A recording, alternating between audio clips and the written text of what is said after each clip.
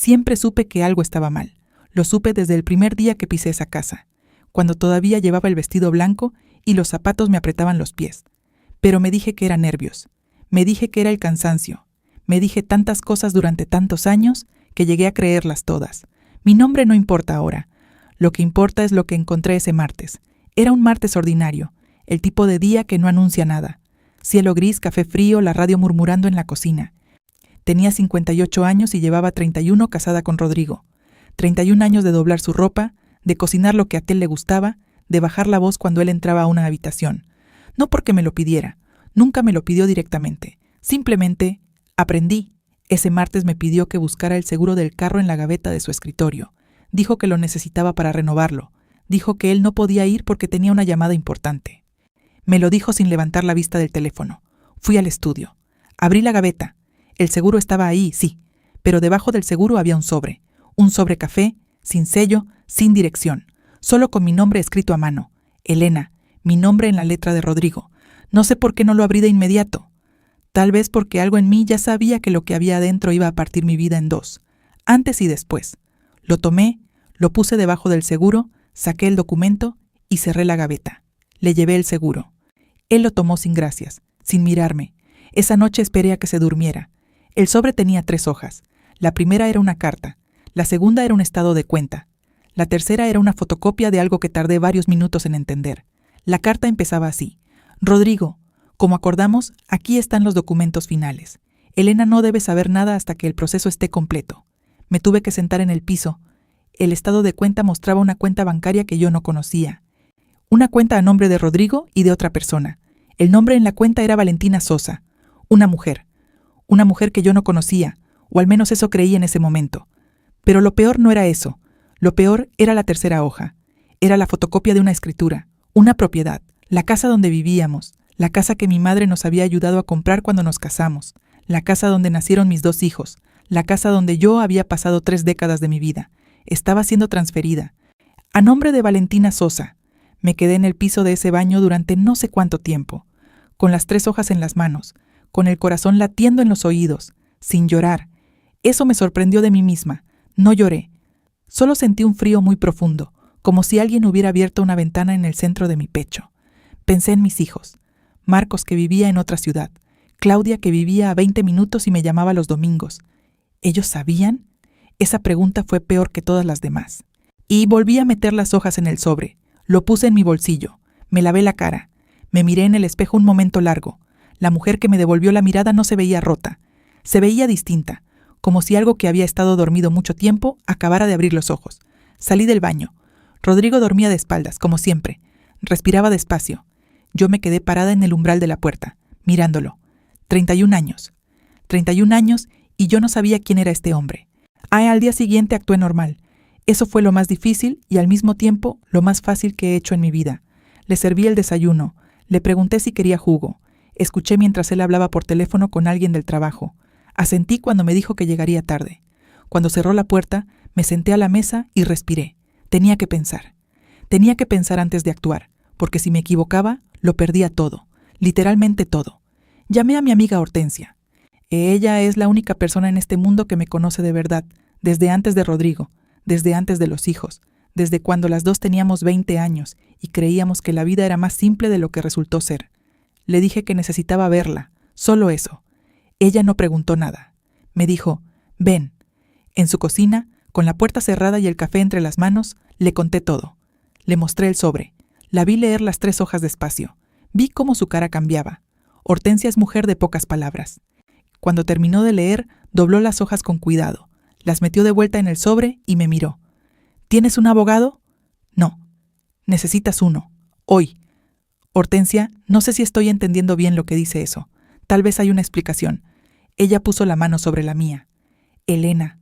Solo dijo mi nombre, pero en su tono había algo que me silenció. Algo que reconocí, aunque no quería reconocerlo. ¿Tú sabes quién es Valentina Sosa? Me preguntó. No. Hortensia cerró los ojos un segundo. Cuando los abrió, vi algo en ellos que me heló. Yo sí sé quién es. Me tomó un momento procesar eso. Mi amiga de toda la vida, mi única amiga de verdad. ¿Cómo? Porque la vi con Rodrigo, hace como 8 meses, en el centro. Los vi juntos en un restaurante. Se detuvo. No te lo dije porque pensé que me había equivocado, porque no quería hacerte daño sin estar segura, porque... Su voz se quebró un poco. Porque soy cobarde, Elena, y lo siento. El silencio en esa cocina fue muy largo. Asombrosa la cantidad de cosas que puedes sentir al mismo tiempo, traición y alivio, dolor y algo parecido a la claridad, como cuando llevas mucho tiempo con los ojos entrecerrados y de repente la luz entra de golpe y duele, pero al menos ya puedes ver. No eres cobarde, le dije al final. Eres humana. Pero algo había cambiado entre nosotras en ese momento. Algo pequeño pero real. Lo noté en cómo ella apretó mi mano, en cómo no pudo sostenerme la mirada. Lo guardé. No era el momento para eso. Necesito un abogado que no conozca a Rodrigo, dije, y necesito entender qué significa esa escritura. Tengo una prima que trabaja en un despacho. No está en este barrio. Rodrigo no la conoce. Llámala. Esa tarde, mientras Rodrigo seguía en su trabajo y sus mentiras, yo estaba sentada frente a una abogada joven con anteojos pequeños y una expresión seria que me inspiró más confianza que cualquier cosa en ese momento. Le mostré las 3 hojas. Ella las leyó 2 veces. Señora, dijo despacio, esto es una transferencia de propiedad en proceso. Todavía no está completada. Si usted también aparece en la escritura original de la casa, esto no puede hacerse sin su firma. ¿Qué significa eso?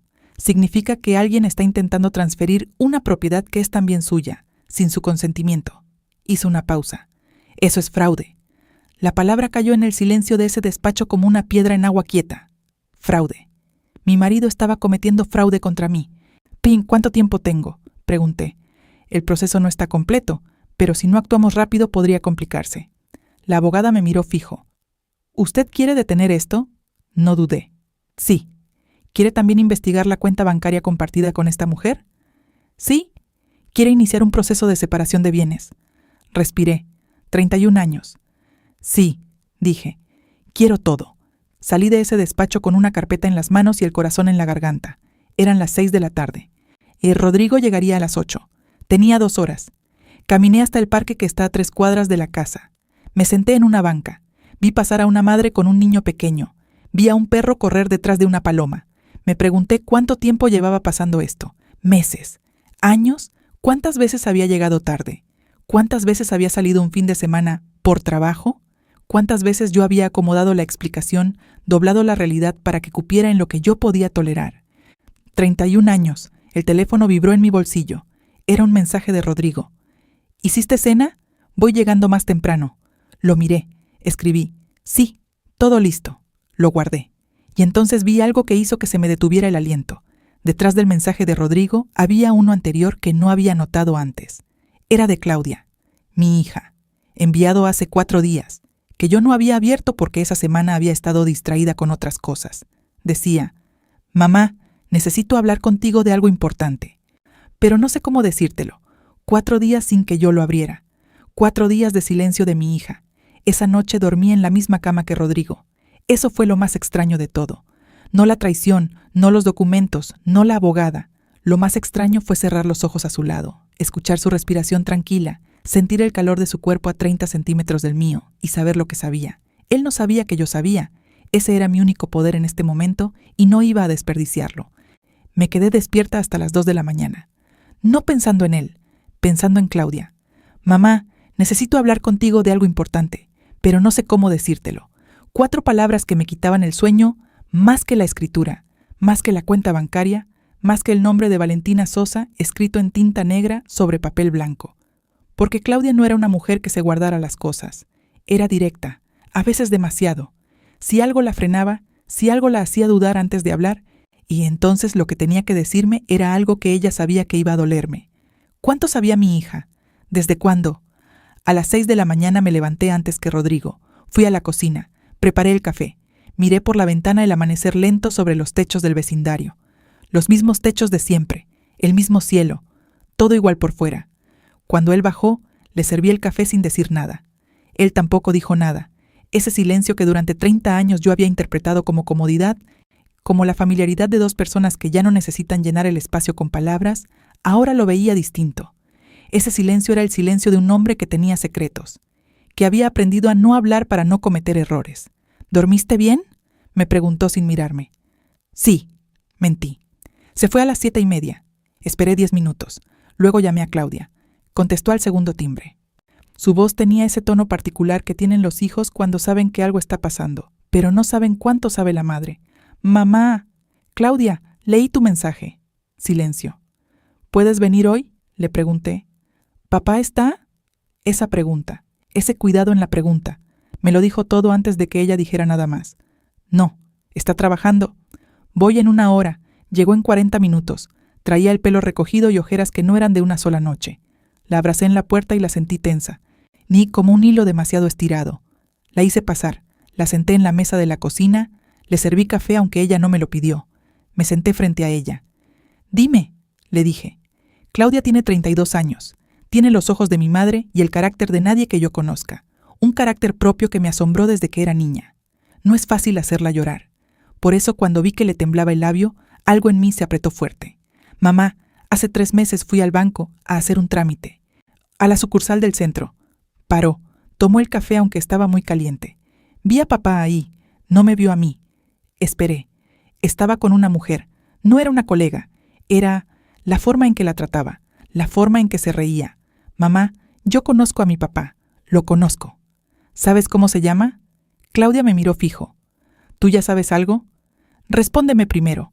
No, no sé su nombre, pero la vi bien, como de 40 años. Pelo oscuro, lentes. Iban juntos al área de atención a clientes. Hizo una pausa. Al área de cuentas privadas. Valentina Sosa. Cuenta bancaria compartida. Escritura en proceso de transferencia. Todo encajaba con una precisión que dolía. ¿Por qué tardaste 3 meses en decirme? No lo dije con reproche. Solo necesitaba entender. Claudia bajó la vista. Porque quería estar segura. Porque pensé que tal vez me había equivocado. Porque se detuvo. Porque sabía lo que iba a significar para ti saberlo. Y no quería ser yo quien te rompiera algo. Igual que Hortensia. 2 personas que me querían. 2 personas que me protegieron de una verdad guardándola, sin entender que guardarla también era una forma de dejarme sola en ella. No lo dije en voz alta. Claudia, escúchame. Puse las manos sobre la mesa. Encontré documentos que explican más de lo que tú viste. Estoy hablando con una abogada. Sus ojos se abrieron. ¿Qué tipo de documentos? Están intentando transferir esta casa. A nombre de ella. El silencio que siguió fue distinto a todos los silencios de esa semana. Fue un silencio con temperatura. Vi cómo la cara de mi hija cambiaba. Vi cómo el dolor se convertía en otra cosa. Algo más duro, más frío. Esta casa, repitió despacio. La casa donde yo crecí. Sí. ¿Y Marcos sabe? No lo sé. Necesito hablar con él. Yo lo llamo. No. Déjame a mí. Quiero hablar con él primero sola. Claudia asintió. Pero vi en sus ojos que eso le costó. Que ella quería hacer algo. Y moverse. Actuar. Que la quietud le resultaba insoportable. ¿Era tan diferente a mí? O tal vez era lo que yo debía haber sido durante 30 años y no fui. Antes de que se fuera, la abracé en la puerta otra vez. Esta vez, ella no estaba tensa. Estaba quieta, pero de otra manera. Como alguien que ha tomado una decisión interna y todavía no la ha dicho en voz alta. «Mamá», dijo contra mi hombro. «¿Qué? No te voy a dejar sola en esto». No dije nada. Solo la apreté un poco más. Esa tarde fui al banco. No al banco donde Rodrigo tenía cuentas. Al banco donde yo tenía la única cuenta que era solo mía. Una cuenta pequeña donde guardaba lo que sobraba del mercado. Lo que yo administraba de la casa. Una cuenta que Rodrigo sabía que existía pero nunca le había importado porque el dinero ahí era poco. Para él, lo poco no era importante. Ese había sido su error más grande. Porque en esa cuenta, durante 17 años, yo había ido depositando cantidades pequeñas. No todos los meses. No de forma regular. Solo cuando podía. Cuando sobraba algo. Cuando encontraba la forma. A veces 100. A veces 200. Una vez, cuando vendí unas joyas que eran mías de antes del matrimonio, deposité casi 2,000. Nadie me enseñó a hacerlo. Lo hice por instinto. Por un instinto que no supe nombrar durante mucho tiempo, pero que ahora entendía perfectamente. El instinto de una mujer que en algún lugar de sí misma, muy adentro, siempre supo que podía necesitar una salida. Hablé con la ejecutiva de cuentas. Le pedí que me mostrara el saldo total. Lo vi en la pantalla. 43,270 pesos. No era una fortuna, pero era mío, solo mío. Y en este momento, eso era exactamente lo que necesitaba. Pedí que me imprimieran el estado de cuenta completo de los últimos 5 años. Lo guardé en el bolso junto a los otros documentos. Luego fui directamente al despacho de la abogada. Ella me esperaba. Había avanzado desde el día anterior. Tenía una carpeta nueva sobre el escritorio y una expresión que me dijo que había encontrado algo. Señora Elena, hice algunas consultas. Abrió la carpeta. La cuenta bancaria compartida entre su esposo y Valentina Sosa tiene movimientos desde hace 4 años. 4 años. 4 años de mi vida que ahora se reorganizaban en mi cabeza como piezas de un rompecabezas que siempre estuvo frente a mí, pero que yo había preferido no armar. ¿Cuánto dinero?, pregunté. Es difícil saberlo con exactitud sin una orden judicial, pero por los movimientos que son públicamente rastreables, estamos hablando de cantidades significativas. Hizo una pausa. Dinero que pudo haber salido de los bienes comunes del matrimonio. Eso significaba que era también mi dinero. ¿Puedo recuperarlo? Parte de él, posiblemente. Con el proceso correcto, sí. Me miró. ¿Usted tiene acceso a los estados de cuenta del hogar? Servicios, gastos comunes y lo que sea que esté a nombre de ambos. Pensé. Rodrigo siempre había manejado las cuentas grandes, pero los estados de cuenta llegaban a la casa. Los correos llegaban a una dirección física. Yo los había visto durante años pasar por mis manos camino a la gaveta donde él los guardaba. La misma gaveta donde encontré el sobre. Sí, dije. Creo que puedo conseguirlos. Bien, consígalos todos. Entre más información tengamos, más fuerte es su posición. Salí a la calle con la cabeza girando. Eran las 4 de la tarde. Rodrigo estaría en casa a las 8. Tenía 4 horas. Caminé rápido. De vuelta en la casa, fui directo al estudio. Abrí la gaveta grande del escritorio. Ahí estaban, ordenados por año en pequeñas carpetas de plástico, los estados de cuenta, las facturas del servicio, los recibos del seguro médico. Rodrigo era ordenado. Siempre fuese ordenado. Yo había pensado durante años que eso era una virtud. Ahora veía que era algo distinto. Un hombre que oculta cosas necesita saber exactamente dónde está cada cosa. El orden no era prolijidad, era control. Saqué todas las carpetas, las puse sobre el escritorio. Empecé a hojear. Fue en la segunda carpeta donde encontré algo que no esperaba. No era un estado de cuenta del banco, era una factura de un hotel, de hace 2 años, 2 noches, firma de Rodrigo, y debajo, en el campo de observaciones, una nota pequeña escrita a mano que decía: habitación a nombre de R. Medina y V. Ah, Sosa. Lo miré un momento largo. Luego lo fotografié con el teléfono. Seguí buscando. Encontré 2 facturas más de ese hotel, de diferentes fechas, el mismo patrón, siempre los mismos 2 nombres. Fotografié todo. Estaba guardando las carpetas cuando escuché algo que hizo que se me parara el corazón. La llave en la cerradura de la puerta principal. Rodrigo, 2 horas antes de lo previsto. Me quedé inmóvil un segundo, las carpetas en mis manos, el teléfono con las fotos en el bolsillo, el escritorio levemente desordenado, sus pasos en el pasillo. Puse las carpetas de vuelta en la gaveta, no en el orden exacto, no había tiempo. Cerré la gaveta, me giré hacia la ventana como si hubiera estado mirando afuera. La puerta del estudio se abrió. ¿Qué haces aquí? Su voz. Esa voz que conocía de 30 años, que me había dicho te quiero, y feliz cumpleaños y qué hay para cenar, con el mismo tono exacto, sin diferencia, sin peso. Me giré despacio, busqué el recibo del seguro médico. Le dije, el doctor me pidió el número de póliza. Lo miré a los ojos. Él me miró a mí. 1 segundo, 2. ¿Lo encontraste? No. Mañana lo busco mejor. Asintió. Se metió las manos a los bolsillos. Miró el escritorio un momento. Luego me miró a mí otra vez. Algo en su expresión cambió. Solo un instante. Solo un brevísimo instante en que vi algo pasar por sus ojos. Sospecha. Rodrigo era inteligente. Siempre había sido inteligente. Y los hombres inteligentes que mienten durante mucho tiempo desarrollan un sentido particular para detectar cuando algo cambia. ¿Estás bien?, me preguntó. Sí, dije. Cansada. Voy a preparar la cena. Pasé a su lado. Sentí su mirada en mi espalda todo el camino hasta la puerta. En la cocina, apoyé las manos sobre el mesón y respiré hondo. Tenía las fotos, tenía los documentos, tenía una abogada, tenía dinero propio, pero él había llegado temprano. Y en sus ojos había visto algo que me decía que el tiempo que yo creía tener se acababa de acortar. Esa noche, a las 11, cuando Rodrigo ya dormía, me llegó un mensaje de un número que no tenía guardado. Decía solamente: señora, soy la abogada de Valentina Sosa. Necesitamos hablar. Es urgente. Ella tiene algo que usted debe saber. Lo leí 3 veces. No pude dormir. No contesté el mensaje esa noche. Lo leí una vez más a las 6 de la mañana. Con el café en la mano y Rodrigo todavía durmiendo arriba. Lo leí despacio, como si las palabras pudieran revelar algo diferente en la segunda lectura. En la tercera: ella tiene algo que usted debe saber.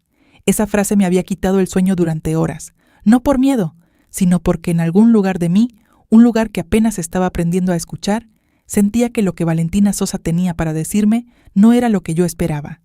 Pero no estaba lista, no todavía. Primero necesitaba hablar con Marcos, mi hijo mayor, 35 años. Vive en otra ciudad, a 4 horas de distancia. Trabaja en una empresa de construcción. Se casó hace 3 años con una mujer buena, callada, trabajadora. Tienen una niña de 1 año que se llama como mi madre. Marcos es como yo, o como yo fui durante mucho tiempo. Observa antes de hablar. Guarda las cosas. Espera el momento correcto. Lo llamé a las 8, cuando calculé que ya estaría en su oficina y no con su esposa cerca. Contestó al tercer timbre. «Mamá, ¿estás bien?» Esa pregunta primero. Siempre esa pregunta.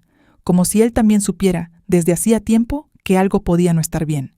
«Necesito preguntarte algo», dije. «Y necesito que seas honesto conmigo, aunque creas que me vas a lastimar». Silencio breve.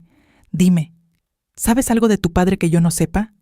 El silencio que siguió fue más largo. Y ese silencio ya era una respuesta. «Marcos, mamá, dime». Escuché que cerraba una puerta, que se movía, que tomaba distancia de algo antes de hablar. «Hace 1 año y medio», empezó. «Papá me llamó, me dijo que tenía un proyecto nuevo, una inversión, me pidió dinero». Esperé. «Le presté 80,000 pesos, mamá.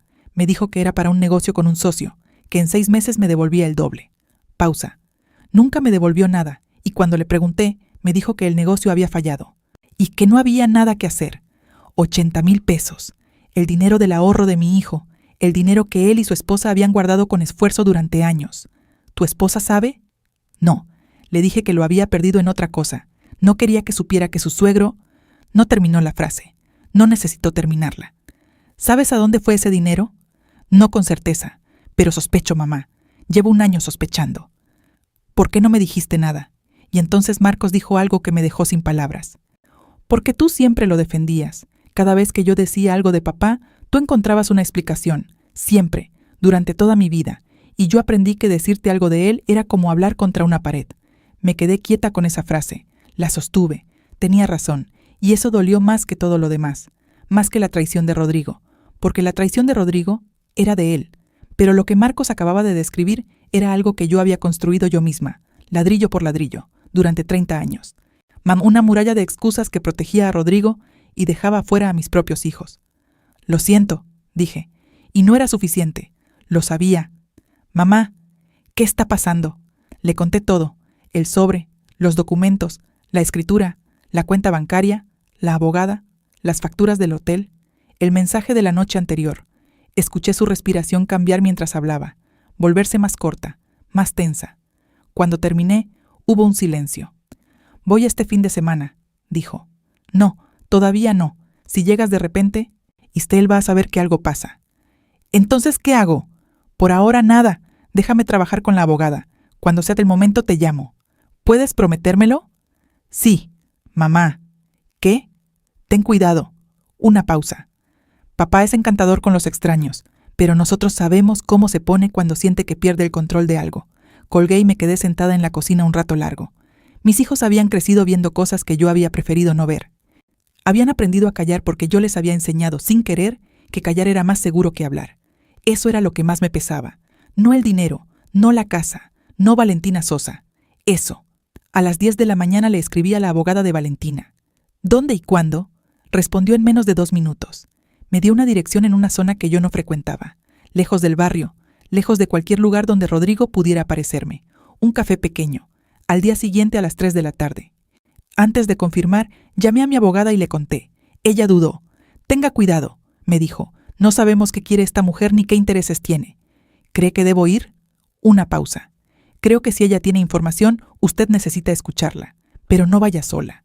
Lleve a alguien de confianza. Y no firme nada. No diga nada comprometedor. Solo escuche». Llamé a Hortensia. «Mañana a las 3, le dije. ¿Puedes?» «Dime dónde». Esa noche Rodrigo llegó a tiempo. Se sentó a cenar. Habló del trabajo, de un colega que lo irritaba, de algo que había visto en las noticias. Yo escuché. Asentí. Le serví más agua cuando se le acabó. Pero esa noche algo era diferente en él también. Lo vi en las pausas, en cómo me miraba cuando yo no lo estaba mirando a él. Yo lo notaba con el rabillo del ojo, esa mirada calculadora que de pronto veía con claridad porque ya no me engañaba a mí misma sobre lo que era. A los postres me preguntó, con una casualidad demasiado construida, ¿fuiste al banco esta semana? El corazón me dio un salto, pero la cara no me cambió. 30 años de aprender a no mostrar lo que siento. Por primera vez en mi vida, ese entrenamiento me servía a mí. Fui a pagar un servicio, dije. ¿Por qué? Por nada. Me pareció verte por esa zona. Lo miré. ¿Me estás siguiendo? Lo dije con una pequeña sonrisa, como si fuera una broma. Él sonrió también, pero la sonrisa no llegó a los ojos. Claro que no. Fue una casualidad. Esa noche tardé en dormirme otra vez, no por miedo, sino porque estaba calculando. Rodrigo empezaba a sospechar. Eso significaba que podía actuar más rápido, acelerar la transferencia, mover dinero, hacer desaparecer cosas. Tenía que ser más rápida que él. A las 2 de la mañana me levanté sin hacer ruido. Fui al estudio. Esta vez no encendí la luz. Usé la linterna del teléfono. Volví a la gaveta. Saqué las carpetas con más cuidado que la vez anterior. Pasé 2 horas fotografiando documentos, estados de cuenta, recibos, contratos de servicios, una póliza de seguro de vida donde yo era la beneficiaria, pero que tenía una fecha de modificación reciente que no recordaba haber firmado. Fotografié eso con especial cuidado. Cuando terminé, lo dejé todo exactamente como estaba. Me fui a la cama antes de que amaneciera. El café donde nos citamos era pequeño y estaba casi vacío a las 3 de la tarde. Mesas de madera, luz tenue. Hay una señora mayor leyendo un libro en el rincón. Hortensia llegó antes que yo y ya estaba sentada cuando entré. Me senté. Pedí agua. Esperamos. A las 3:10 llegó una mujer. No era como yo la había imaginado. Yo había imaginado a alguien joven, arreglada, con la seguridad de quien ha ganado algo. La mujer que entró al café era de unos 40 y pocos años, efectivamente, pero tenía una expresión que yo reconocí de inmediato, porque era la misma que había visto en mi espejo durante años. La expresión de alguien que ha aguantado demasiado tiempo algo demasiado pesado. Venía con otra mujer, más joven, con una carpeta bajo el brazo. La abogada, supuse. Se sentaron frente a nosotras. Hubo un momento de silencio en que todas nos miramos. Entonces Valentina Sosa dijo, «Gracias por venir. Sé que no tenía ninguna razón para hacerlo». Su voz era quieta. No era la voz de una rival. Era la voz de alguien cansado. «Dígame qué tiene que decirme», respondí. Valentina miró a su abogada, y la abogada sacó un documento de la carpeta y lo puso sobre la mesa. No era lo que yo esperaba. Era una denuncia ya presentada ante un juzgado, con el nombre de Rodrigo, con fechas, con montos, con detalles. «Rodrigo me dijo que era viudo», dijo Valentina en voz baja. «Me lo dijo desde el primer día. Me dijo que usted había muerto hace 5 años, que la casa era suya, que el dinero era suyo, que todo era suyo». La miré. «¿Me usó?», continuó. «Abrió esa cuenta a mi nombre sin decirme para qué. Me hizo firmar documentos que yo pensé que eran otra cosa. Cuando empecé a hacer preguntas me amenazó». Una pausa corta. «Tengo los mensajes, tengo los audios, tengo todo». Su abogada empujó la carpeta hacia mí. La abrí. Y ahí, en blanco y negro, estaba la historia completa. No la historia que yo había vivido. La historia que él había construido en paralelo, con otra mujer, usando el nombre de ella, el dinero de ambas. No, y la mentira como único material de construcción. Cerré la carpeta. Levanté la vista hacia Valentina Sosa y vi algo que no había esperado ver en esa mesa, frente a esa mujer, en ese café pequeño con luz tenue. Vi a alguien que también era una víctima. «¿Por qué me está trayendo esto a mí?», pregunté. «Porque usted es la esposa legal», dijo su abogada. «Porque su testimonio, sumado al de mi clienta, hace el caso mucho más sólido». «¿Y por qué?», agregó Valentina en voz baja. «Usted merece saber la verdad, toda la verdad, no solo la parte que le tocó». El silencio que siguió fue largo. Hortensia, a mi lado, no había dicho una sola palabra en todo ese tiempo, pero sentí su mano buscar la mía debajo de la mesa y apretarla una vez. Solo una vez. Fuerte. Tomé la carpeta. «Necesito hablar con mi abogada antes de decirle nada», dije. «Por supuesto», respondió Valentina. Me levanté. Hortensia se levantó conmigo. Caminamos hacia la puerta. Antes de salir me giré una vez. Valentina Sosa me miraba desde la mesa, con esa expresión que yo conocía, esa expresión de mujer que ha cargado sola algo que no le pertenecía. Asentí una vez. Ella asintió también. Salimos a la calle. La luz de la tarde nos golpeó en la cara. Hortensia caminó a mi lado en silencio durante media cuadra. «¿Estás bien?», me preguntó al fin. Pensé en la pregunta de verdad. La sostuve un momento. «Todavía no», dije. «Pero voy a estarlo. Esa noche, cuando llegué a casa, Rodrigo no estaba. Había una nota sobre la mesa de la cocina escrita con su letra ordenada y controlada. Salí a una reunión. Llego tarde. No me esperes. La doblé. La puse en el bolsillo. Subí a la habitación.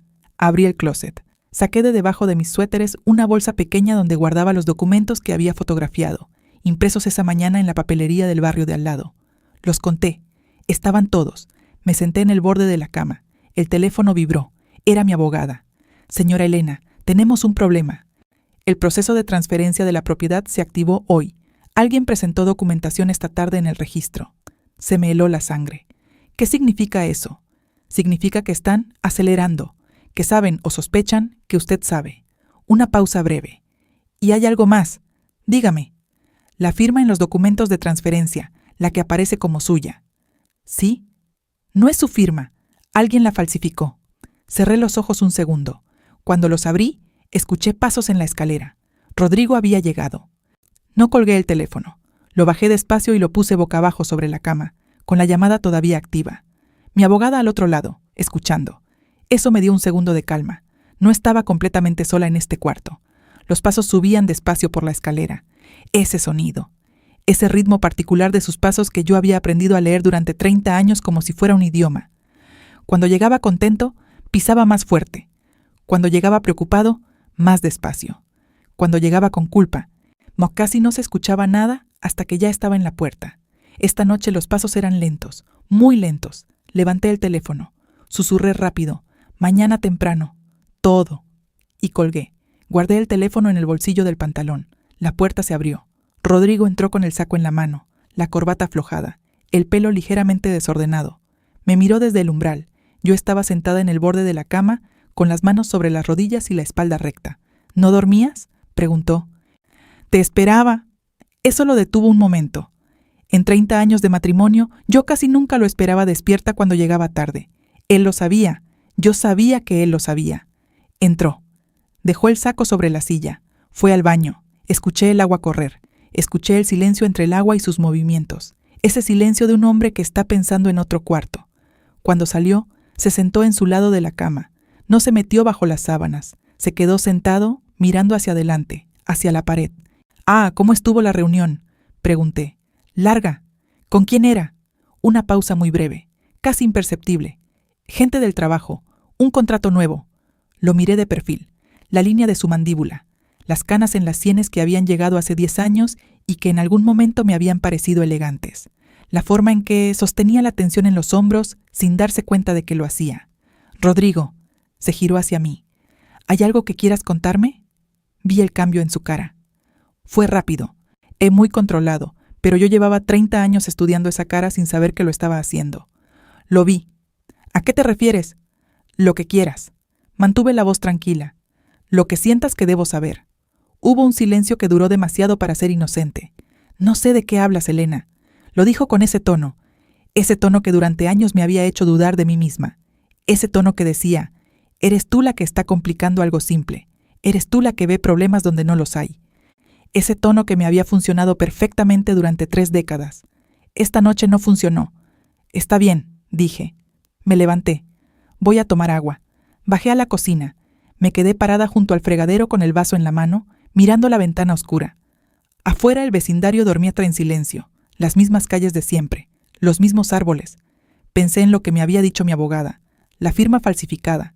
Eso cambiaba todo. Eso no era solo infidelidad, no era solo dinero oculto. Eso era un delito con nombre propio, con código penal, con consecuencias reales. Eso era algo que un juez podía ver, tocar, procesar. Tomé el agua, subí. Rodrigo ya estaba en la cama con los ojos cerrados, o fingía tenerlos cerrados. Con él, a estas alturas, ya no había diferencia. Me acosté a su lado, apagué la luz, y en la oscuridad, con los ojos abiertos hacia el techo, me permití por primera vez en toda esa semana sentir el peso completo de lo que estaba viviendo, no para hundirme en él, sino para medirlo, para saber exactamente qué tan grande era lo que tenía que cargar y lo que tenía que soltar. 31 años, 2 hijos, una casa, un hombre que había construido otra vida sobre las ruinas de la mía sin que yo lo viera, y yo, que había cerrado los ojos durante tanto tiempo, eligiendo no ver porque ver tenía un costo que no me sentía capaz de pagar. Esa noche tomé una decisión. No una decisión de rabia, no una decisión de dolor, una decisión fría, clara, como el agua que acababa de tomar. Mañana empezaba el final de esto. A las 7 de la mañana, Rodrigo se fue como siempre. Café rápido, saco, corbata, puerta. Yo lo vi salir desde la ventana de la cocina. Lo vi caminar hasta el carro. Lo vi arrancar. Antes de que doblara la esquina, ya tenía el teléfono en la mano. Mi abogada contestó antes del segundo timbre. «Cuénteme todo», le dije. Durante 20 minutos hablamos. Ella me explicó con precisión lo que había encontrado. La firma falsificada en los documentos de transferencia era verificable con una pericia caligráfica. Eso, sumado a los estados de cuenta que yo había fotografiado, a las facturas del hotel, a los documentos que traía Valentina Sosa, construía un caso sólido. «¿Cuánto tiempo necesita?», pregunté. «Para presentar la denuncia formal por fraude y falsificación, puedo tenerlo listo en 48 horas. ¿Y la casa? Podemos pedir una medida cautelar hoy mismo para detener la transferencia. Si el juez la aprueba, que con estos elementos debería aprobarla, la propiedad queda congelada hasta que se resuelva el caso». Respiré. «Hágalo, haga todo». «Señora Elena, una advertencia». Su voz se volvió más seria. «Cuando esto se presente, su esposo lo va a saber, y ese momento puede ser impredecible. ¿Usted está en un lugar seguro?». La pregunta me tomó por sorpresa. O tal vez no. Tal vez era una pregunta que yo había evitado hacerme. «Sí», dije, aunque no estaba completamente segura. «¿Tiene a dónde ir si necesita salir de esa casa rápido?». Pensé en Hortensia, en Claudia, a 20 minutos, en Marcos a 4 horas. «Sí, bien, empiezo hoy». Colgué. Me senté a la mesa de la cocina, la misma mesa donde había desayunado 30 años de mañanas, la misma luz entrando por la misma ventana. Llamé a Claudia. «Mamá, ¿estás bien?». «Sí». «Escúchame, en algún momento de los próximos 2 días puede pasar algo. Si pasa, quiero que estés lista para que yo vaya a tu casa». Silencio breve. «Aquí tienes cuarto. Siempre». «No es seguro que estés metida en esto todavía». «Mamá». Su voz fue firme. «Soy tu hija, ya estoy metida». No discutí. Llamé a Marcos. Le conté lo de la firma falsificada. Lo escuché respirar hondo del otro lado. «¿Necesitas que vaya?». «Todavía no, pero ten el teléfono cerca estos días». «Siempre». Antes de ir al despacho de mi abogada, hice una última cosa. Volví al estudio de Rodrigo, no a buscar más documentos, ya tenía suficiente. Me fui a buscar una cosa específica que había visto 2 días antes y no había entendido en ese momento. En el cajón pequeño de arriba, el que tenía llave pero que yo sabía dónde guardaba la llave, porque en 30 años de matrimonio terminas sabiendo estas cosas sin que nadie te las diga. Había una agenda pequeña, negra, del año en curso. La abrí. Rodrigo escribía sus citas a mano. Siempre lo había hecho. Era una rareza en un hombre de su generación que usaba el teléfono para todo. Pero las citas importantes, las que de verdad le importaban, las escribía en esa agenda. Busqué la semana en curso. El martes, el día que yo había encontrado el sobre, tenía anotado: R, despacho Montes, 4 de la tarde, documentos finales. El despacho Montes. Un abogado. Los documentos finales. Fotografié la página. Luego busqué semanas anteriores. Fui atrás, mes por mes. Vi patrones. Citas regulares los jueves. Siempre los jueves entre las 6 y las 8 de la tarde. Sin nombre. Solo una inicial. V.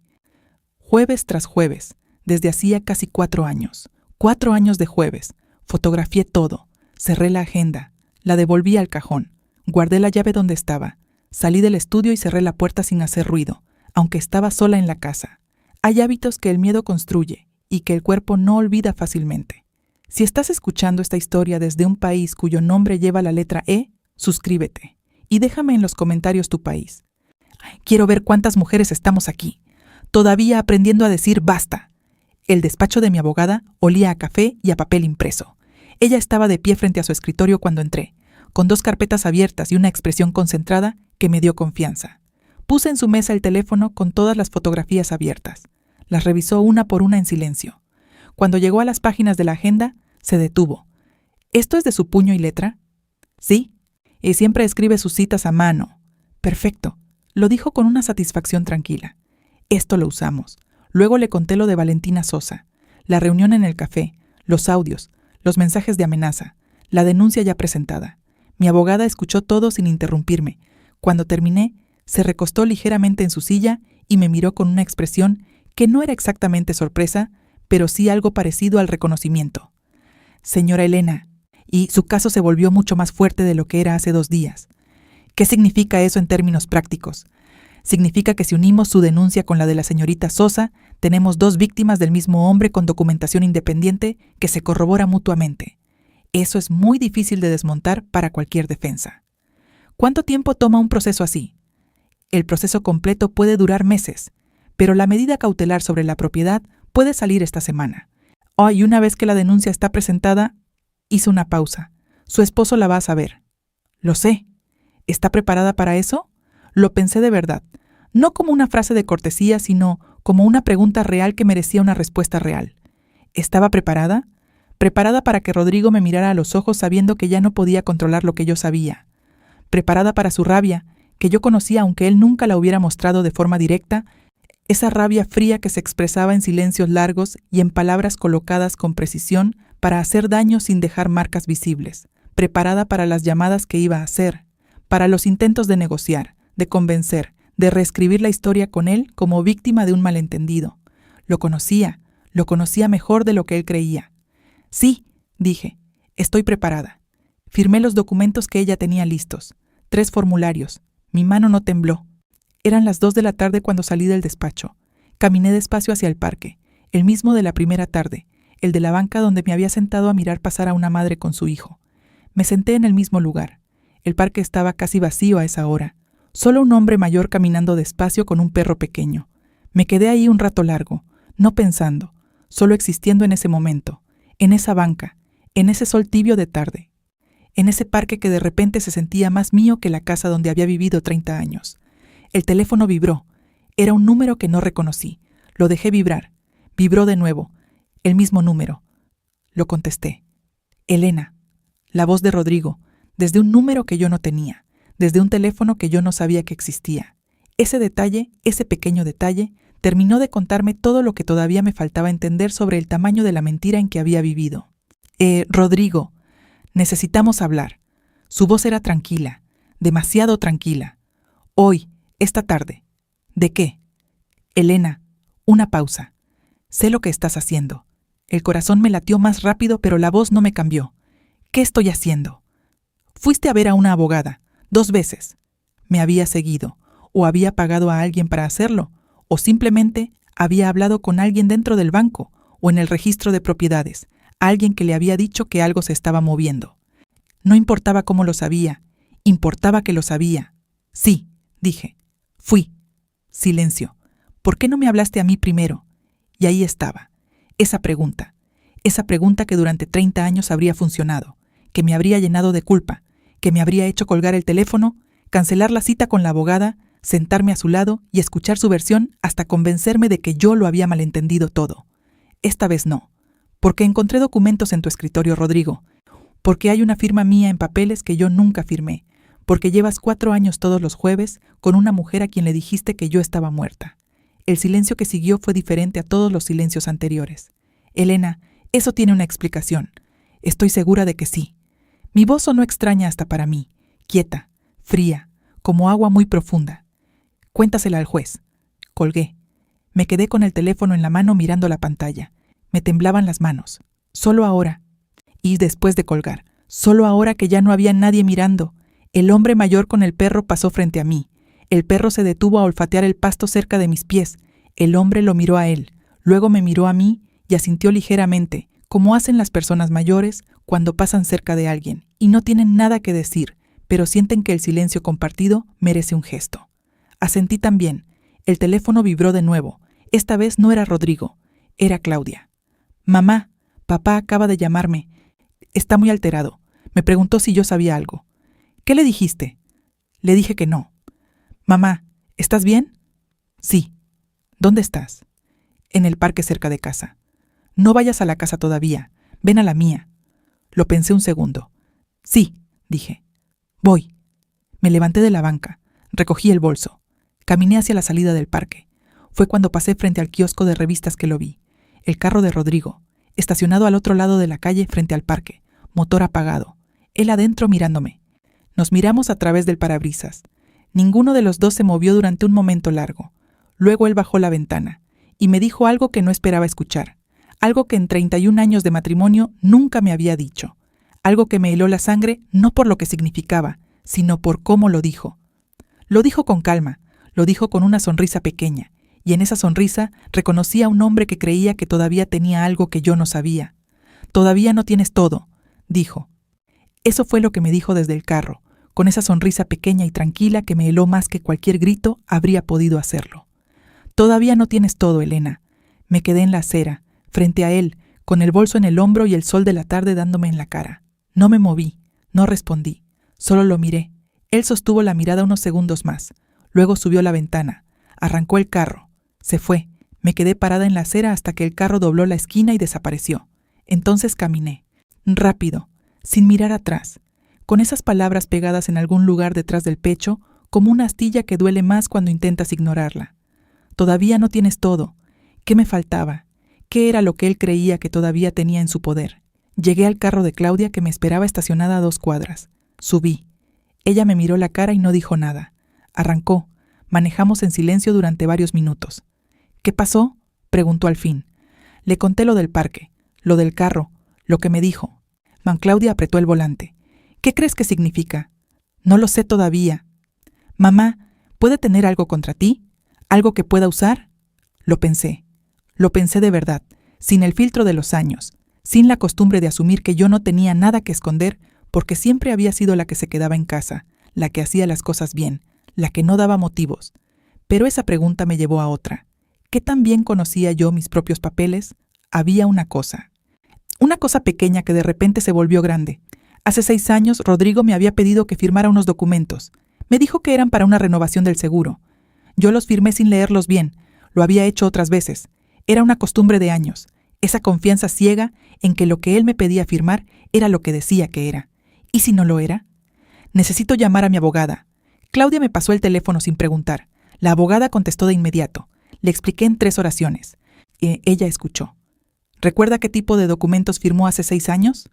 «Me dijo que era el seguro». «¿Tiene alguna copia?» «No». Nunca me quedé con copia de nada de lo que él me pedía firmar. Silencio breve.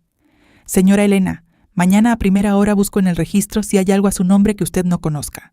Puede ser una deuda, un aval, cualquier cosa. Si él tiene algo, lo encontramos. ¿Cuánto tiempo tenemos?» «La medida cautelar sobre la casa se presentó hoy. Si el juez la aprueba mañana, él no puede mover la propiedad.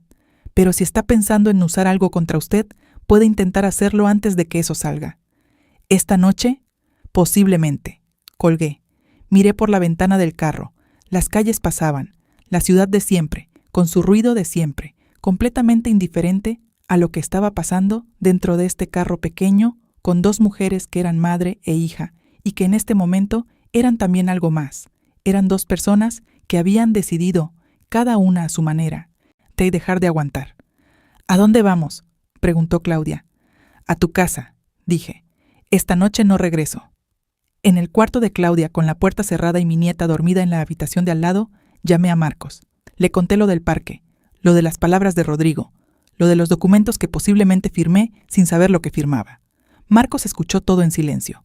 Cuando terminé, dijo: «Mamá, hace 3 años, cuando papá me pidió el dinero prestado, me hizo firmar algo también. Me dijo que era un recibo simple, un comprobante de préstamo entre familiares». «¿Lo tienes?» «Sí, lo guardé. No sé por qué lo guardé, pero lo guardé». «Mándamelo esta noche. Foto del documento. A mi abogada también». «Ya». Me quedé sentada en el borde de la cama de Claudia con el teléfono en las manos. Afuera se escuchaba el ruido suave de la ciudad de noche. Adentro, el silencio particular de una casa donde duerme un bebé.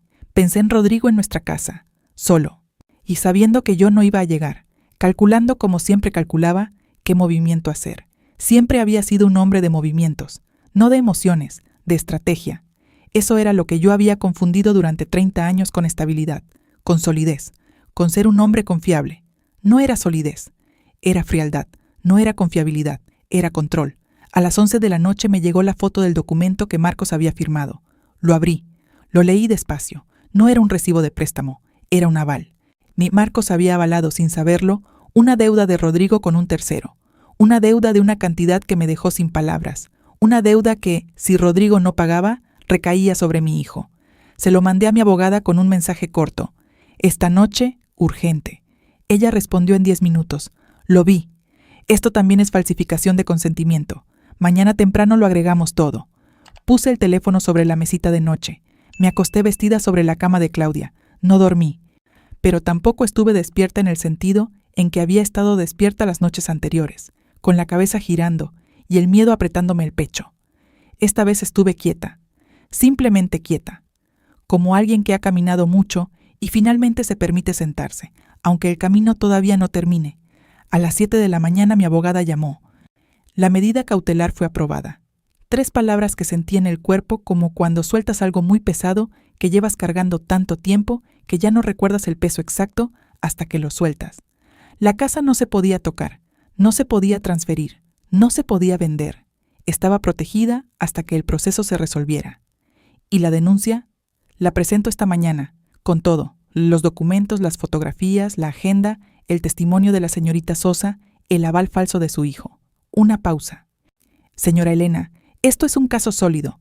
No le prometo tiempos. Los procesos legales tienen su ritmo, pero le prometo que la base es firme. Gracias. Una cosa más. Su voz cambió ligeramente. Su esposo tiene abogado. Lo supe esta mañana. Se llama Montes. El despacho Montes. La cita en la agenda de Rodrigo. Documentos finales. Ya sé quién es, dije. Es un abogado experimentado. No lo subestime. No lo voy a subestimar. Colgué. Fui a la cocina de Claudia. Ella ya estaba despierta. Ae con la niña en brazos y el café listo.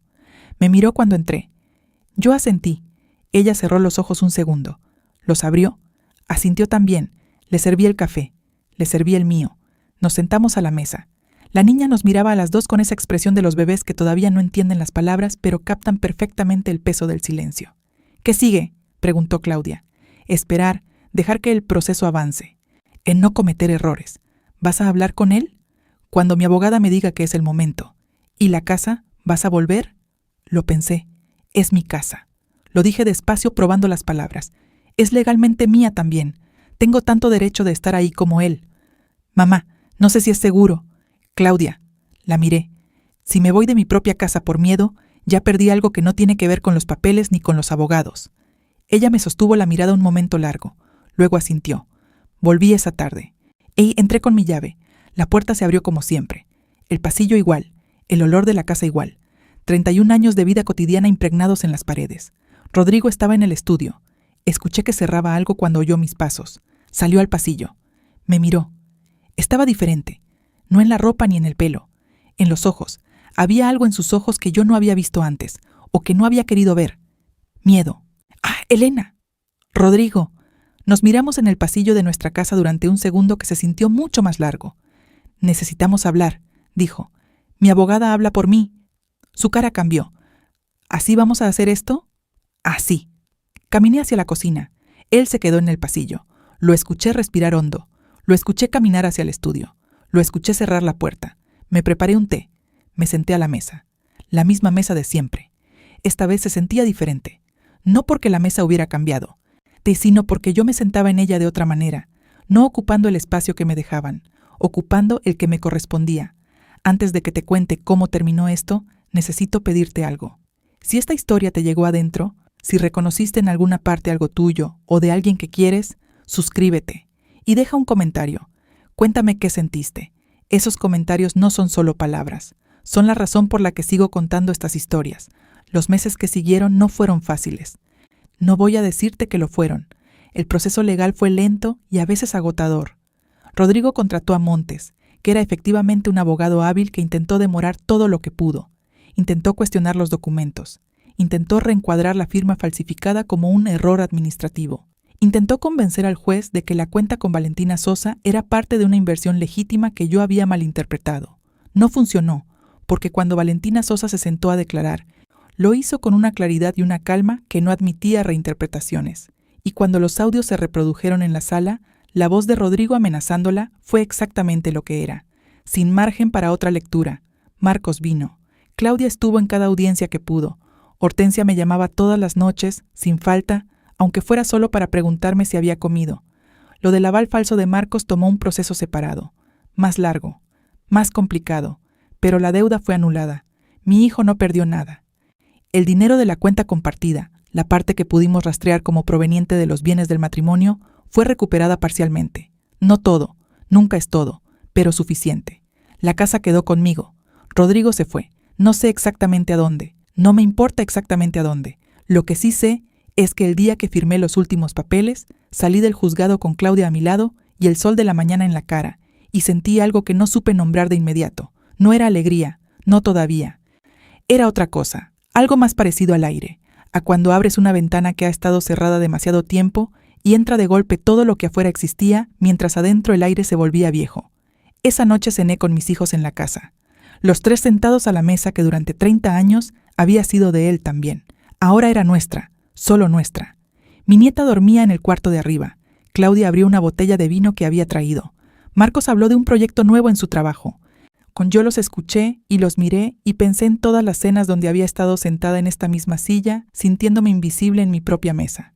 Pensé en la mujer que había aprendido a bajar la voz, a acomodar la realidad, a doblar la verdad hasta que cupiera en lo que podía tolerar. Esa mujer había existido. No la iba a negar, no la iba a juzgar, pero ya no era ella.